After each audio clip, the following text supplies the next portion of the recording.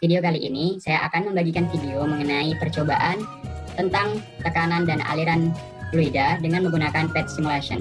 Nah, langsung saja kita akan melakukan percobaannya. Di sini saya telah melakukan share screen dengan menggunakan Zoom Meeting.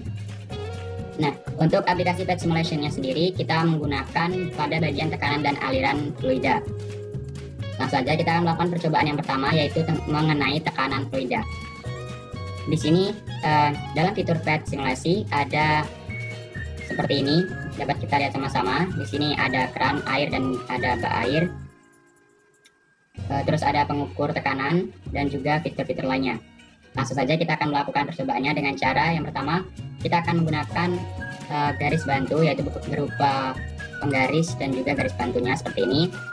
Kemudian kita ganti satuannya menjadi atmosfer. Langkah selanjutnya yaitu kita mengisi bak airnya ini hingga penuh. Nah, jika sudah penuh seperti ini, kita bisa melakukan percobaannya dengan cara mengukur tekanan yang ada di dalam bak air ini yang telah kita isir dengan menggunakan air. Selain itu kita juga bisa merubah densitas fluidanya. Nanti kita akan mencoba dengan air, bensin, dan juga madu.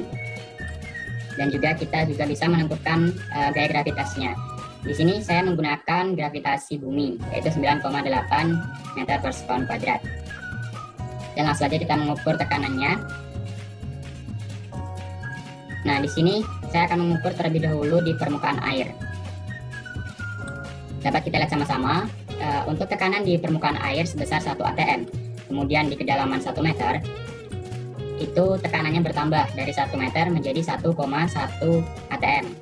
Kemudian kita turun lagi ke kedalaman 2 meter. Nah, di sini dapat kita lihat sama-sama tekanannya 1,2 atm. Dan kita lihat untuk kedalaman 3 meter. Di sini tekanannya 1,29 atm. Nah, dapat kita simpulkan bahwasanya semakin dalam kedalaman di suatu fluida, maka tekanannya akan semakin besar. Di sini hukum yang digunakan yaitu, atau tekanan yang kita gunakan di sini adalah tekanan hidrostatis. Tekanan hidrostatis itu adalah tekanan yang ada di fluida. Nah, untuk rumus tekanan hidrostatis sendiri yaitu P sama dengan rho GH, di mana rho itu massa jenis suatu fluida, G itu gravitasi, dan H itu kedalamannya. Jadi dapat kita simpulkan bahwasanya semakin besar massa jenis yang kita gunakan, maka semakin besar pula tekanan yang akan didapatkan. Kenapa? Karena dapat kita lihat sendiri dari rumusnya itu berbanding lurus. P sama dengan rho GH. Jadi semakin besar massa jenis, gravitasi, dan kedalaman, maka tekanannya akan semakin besar. Oke, selanjutnya kita tinggal mengganti densitas fluidanya. Coba kita tes ke bensin. Oke, ini bensin, kita coba ukur di permukaan 1 atm, di kedalaman 1 meter 1,07 atm, di kedalaman 2 meter 1,14 atm, dan di kedalaman 3 meter sebesar 1,2 atm. Kemudian kita coba untuk densitas fluidanya berupa madu. Oke, kita tes. Kita ukur di permukaan, tekanannya sebesar 1 atm, kemudian di kedalaman 1 meter tekanannya sebesar 1,14 atm, dan di kedalaman 2 meter 1,28 atm, dan di dasar atau di kedalaman 3 meter ini mencapai 1,41 atm. Nah, itu tadi percobaan mengenai tekanan. Selanjutnya kita akan melakukan percobaan mengenai aliran fluida. Oke, baik, langsung pindah ke menu aliran yang di sini. Nah, beginilah tampilan dari percobaan yang akan kita lakukan selanjutnya, yaitu mengenai aliran fluida. Di sini kita dapat sama-sama kita lihat ada sebuah pipa, kemudian ada fluida yang mengalir di dalam pipa tersebut. Di sini juga ada pengukur kecepatan, kemudian pengukur tekanan. Selanjutnya ada kelajuan aliran, kelajuan dari fluidanya sendiri.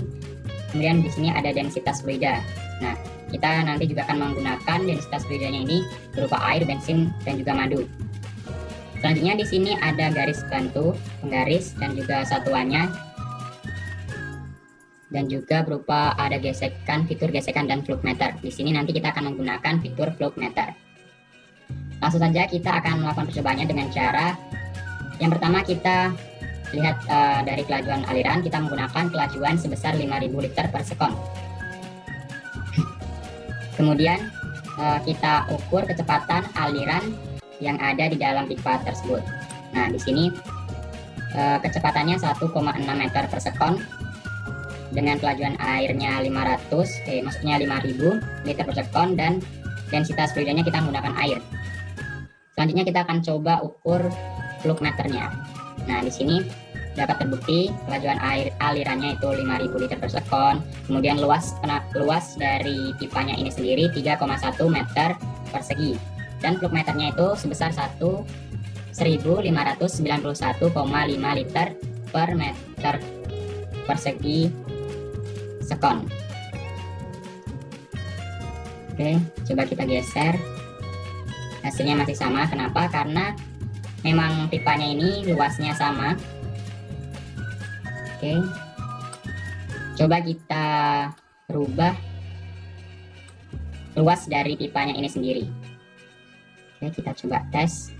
Kita kecilkan pipanya.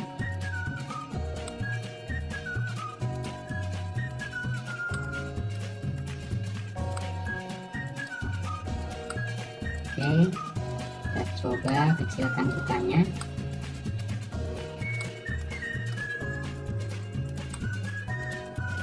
Kemudian kita ukur kembali kecepatannya.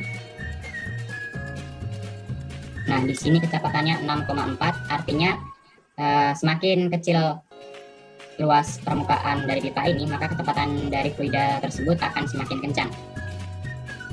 Kita coba buktikan dengan menggunakan flukmeter. Oke, di sini dapat kita lihat. Nah, untuk kelajuan alirannya sendiri kita masih sama menggunakan 5000 liter per sekon. Nah, di sini dapat kita lihat sama-sama awal mulanya 2 meter persegi untuk luas pipanya. Flukmeternya menunjukkan 2468,3 liter per sekon. Maaf, maksudnya liter per meter kuadrat sekon. Kemudian untuk naik ke pipa yang semakin kecil di sini, nah masuk ke pipa yang udah kita buat kecil. Di sini kelajuannya tetap sama karena kita menggunakan kelajuan alirannya itu sebesar 5000 liter per sekon. Di sini luas pipanya 0,8 meter persegi dan flukmeternya menjadi 6366,2 liter per meter kuadrat sekon. Nah, dapat kita simpulkan dari percobaan yang telah kita lakukan, hubungan antara luas pipa dengan kelajuan atau kecepatan yang dihasilkan itu berbanding terbalik, yaitu semakin kecil luas dari pipa yang kita gunakan, maka kelajuannya akan semakin tinggi. Dan sebaliknya, semakin lebar pipa yang kita gunakan, maka kelajuannya akan semakin kecil. Oke, selanjutnya kita tinggal merubah densitas fluidanya. Kita coba menggunakan bensin. Nah, di sini menggunakan bensin tidak jauh berbeda. Kita coba dengan menggunakan madu dan tidak ada perubahan juga.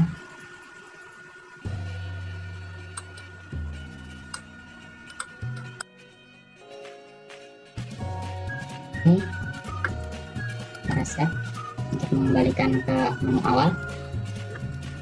Nah, itu tadi intinya, semakin kecil atau semakin pipa yang kita gunakan semakin kecil, maka kelajuan atau kecepatan dari fluida yang mengalir di dalam pipa tersebut akan semakin tinggi.